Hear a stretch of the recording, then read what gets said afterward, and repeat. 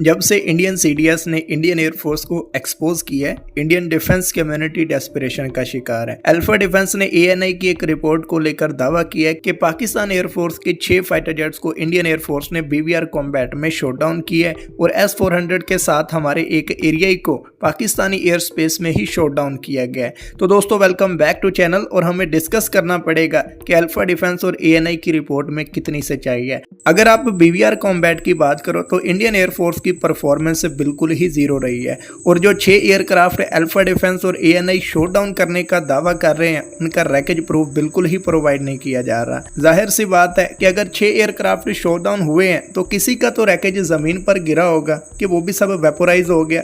चलो हम बता देते हैं कि रैकेज प्रूफ क्या होता है। इंडियन पंजाब के बथिंडा में राफेल शॉट डाउन हुआ था, हमारे बॉर्डर से तकरीबन 90 किलोमीटर दूर। जी आप इसका M88 इंजन देख सकते हो और साथ में राफेल के रैकेज का प्रॉपर वीडियो प्रूफ है हमारे पास। जब राफेल शॉट डाउन होने के बाद नीचे जा रहा था उस मोमेंट की वीडियो भी हमारे पास पहुंच चुकी है। वीडियो में आप सिख पंजाबी को आसानी से पहचान सकते हो। दूर तक जाना हुंदा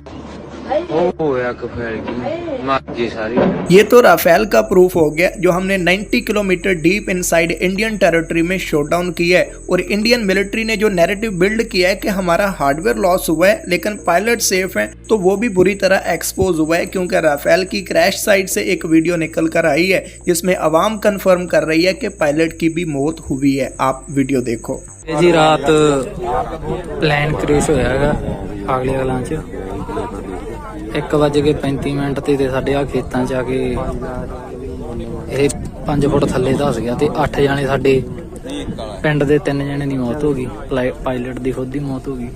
हमने अखनौर में इनका एक Su-30 MKI शॉट डाउन किया है। इंडियन इसके रैकेज को लेकर मान नहीं रहे थे कि ये Su-30 का रैकेज है, बल्कि आर्ग्यू कर रहे थे कि ये असल में इसराइली ओरिजिन का हेरोन ड्रोन है। लेकिन अखनौर से एक वीडियो निकल कर आई है जहां आवाम कंफर्म कर रही है कि 2 पायलट्स थे जिन्हें इंडियन आर्मी ने रेस्क्यू किया है। तो आप भी वीडियो देख लो। यहाँ देखने के बाद बाहर निकले तो देखा इधर एक जहाज नीचे इधर क्रैश हुआ, इधर गिरने के बाद हमारे गाँव फिर अफरा तफरी मच गई। जो लोग थे पायलट थे वो सेफ है? हाँ वो सेफ हैं। अभी वो आर्मी की तरफ से सुनने आ रहा है कि 2 पायलट थे तो उनको सेफ अपने समय मिल गए। तो अखनौर में हमने कोई ड्रोन नहीं बल्कि इनका एयरक्राफ्ट शॉट डाउन किया है। इसके साथ रमबान में LOC से 80 kilometre deep inside Indian occupied Kashmir हमने एक MiG-29 शॉट डाउन किया है। इसके रैकेज के साथ आप Russian K-36 DM ejection seat भी देख सकते हो जो MiG-29 में यूज होती है। पायलट यहाँ पे सरवाइव कर गया है। इसके साथ पेम्पोर में 60 kilometre deep inside Indian occupied Kashmir हमने इनका मिराज 2000 शॉट डाउन किया है। इसके रैकेज से आप इंजन और रेडॉम से मिराज 2000 को आसानी से रिकॉग्नाइज कर सकते हो। इसके अलावा पुलवामा से एक लाइव रिपोर्टिंग देखने को मिली थी, क्योंकि पेम्पोर भी चूंकि पुलवामा में ही आता है तो हम श्योरिटी के साथ नहीं कह सकते कि आया पुलवामा में 2 MiG-29 शॉट डाउन हुए हैं या एक ही MiG-29 की डिफरेंट जगहों से रिपोर्टिंग आ रही है। जहां पर आज रात के दौरान जो है इंडियन एयरक्राफ्ट जो है अचानक यहां पर जो है गिर गया है और आप जानते हैं कि यही पास में वो इलाका है और यहां पर अगर हम बात करें सुरक्षा बल यहां पर पहुंचे हैं। साथ में होशियारपुर में PL-15 का रैकेज मिला है तो वहां पे भी पॉसिबिलिटी एंगेजमेंट हुई है, लेकिन क्योंकि एयरक्राफ्ट का रैकेज नहीं है तो ये श्रोडिंगर्स कैट वाला सिनेरियो बन जाता है। तो हम 4 क्रैश साइट्स को विजुअली कंफर्म कर पा रहे हैं और बीजेपी लीडर सुब्रमण्यम स्वामी के बकौल इंडियन एयरफोर्स के 5 फाइटर जेट्स शॉट डाउन हुए हैं। तो 5वें क्रैश साइट के मुतालिक अनसर्टेनिटी है। तो इंडियन एयरफोर्स के हवा में जो एयरक्राफ्ट शॉट डाउन हुए हैं उनका प्रॉपर रैकेज प्रूफ निकल कर हमारे सामने आया है। अगर पाकिस्तान के भी 6 एयरक्राफ्ट लॉस हुए हैं तो इसी तरह का रैकेज हमारी साइड पर भी होना चाहिए था। आप अल्फा डिफेंस की जहालत तो देखो कि जो S-400 का मिसाइल फायर हुआ था उसका रैकेज मिल गया है, लेकिन जो साब का एरिया इस मिसाइल ने शॉट डाउन किया है उसका रैकेज कहीं नजर नहीं आ रहा। तो वेपोराइज सरकार जहालत की पीक पर पहुंच चुकी है और प्रोपेगेंडा के सिवा ये इंडियन पब्लिक को क्या ही एनालिसिस दे पाएगी। रमबान में 80 किलोमीटर डीप हमने MiG-29 शॉट डाउन किया है। बथिंडा में 90 किलोमीटर डीप हमने राफेल को शॉट डाउन किया है। तो हम इंडियन टेरिटरी के अंदर तक इनके हाईली मैन्यूवरेबल एसेट्स को शॉट डाउन करने की सलाहियत रखते हैं। तो आप हिसाब लगाओ कि अगर ये अवैक्स लेकर आते तो हम कहां तक शॉट डाउन कर सकते थे। मई 6 और 7 की रात को इंडियन एयरफोर्स ने स्काल्प और हैमर को यूज किया था। हैमर की रेंज तकरीबन 70 किलोमीटर होती है, तो इसे टारगेट तक पहुंचाने के लिए इंडियन एयरफोर्स को बॉर्डर के करीब आना पड़ा और यहाँ से इनको जो मार पड़ी उससे इंडियन एयरफोर्स अगले 2 दिन बॉर्डर के करीब नहीं फटकी। 10 मई को इन्होंने ब्रह्मोस मिसाइल फायर किए from deep inside their own territory. BrahMos, rampage, scalp और हिरोप म्यूनिशंस के साथ इंडियन एयरफोर्स को छोटी सी फेस सेविंग मिल गई है। बुलारी में ये C-130 को डैमेज करने में कामयाब रहे। इसके फौरन बाद पाकिस्तान के JF-17 थंडर ने 2 CM-400 AKG missile Indian S-400 की रडार चीज बोर्ड पर फायर किए। अब इस स्ट्राइक की कोई सैटेलाइट कंफर्मेशन निकल कर नहीं आई,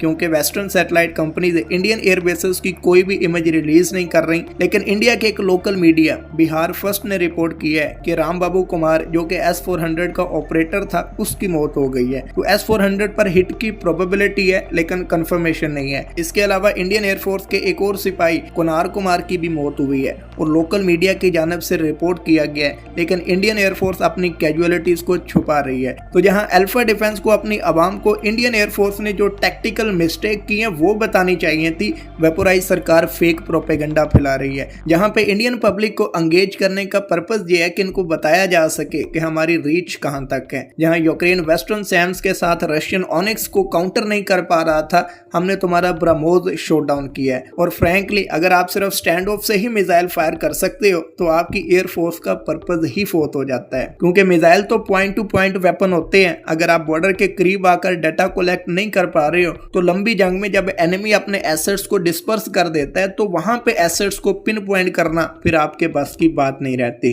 तो ये स्टैंड ऑफ मिसाइल तो आर्मी को दे दो, वो भी चला देगी। अगर वेपोराइज सरकार की माने तो पाकिस्तान एयरफोर्स बिल्कुल ही डिस्ट्रॉय हो चुकी है। अगर ऐसा है तो इंडिया ने सीज फायर एक्सेप्ट ही क्यों की? ये तो फिर एक गोल्डन चांस था पाकिस्तान को कंप्लीटली डिस्ट्रॉय करके कहानी क्लोज करने का। सीज फायर करने की फिर ऐसी क्या ही मजबूरी थी? और जहां तक बात है न्यूक्लियर वेपन्स की, तो न्यूक्स हमारा फॉल बैक ऑप्शन है। एक लंबी जंग में बड़ा मुल्क ही जीतता है क्योंकि उसके पास ज्यादा रिसोर्सेज हैं और पाकिस्तान ने अपने टैक्टिकल न्यूक्स को पंजाब, सिंध और राजस्थान के डेजर्ट्स में इंडियन आर्मर्ड डिविजन्स को काउंटर करने के लिए डिप्लॉय कर रखा है। देखो भाई, ये सारा सहराई इलाका है और आर्मर्ड डिविजन्स के लिए बहुत अच्छा मैदान है। तो यहाँ पे अपने एसेट्स को डिप्लॉय करने की बजाय मेजर सिटीज मसलन लाहौर, सरगोदा, सियालकोट, कराची वगैरह के अलोंग डिप्लॉय करने का ज्यादा फायदा है। अगर डेजर्ट में इंडियन आर्मर्ड डिविजन्स मूव करती है तो प्लान सिंपल है, टैक्टिकल न्यूक्स के साथ काउंटर करो। इन सहराओं में 1-2 न्यूक से चला भी देंगे तो हमारा कुछ जाता नहीं है और तुम्हारा कुछ रहता नहीं है। तो जब इंडियन कैलकुलेशन में ये चीजें आती हैं तो लॉन्ग वार का पर्पस ही फोत हो जाता है और लिमिटेड कॉन्फ्लिक्ट में लड़ते रहो हमारे साथ। BVR में तो हमने कंप्लीटली डोमिनेट किया हुआ है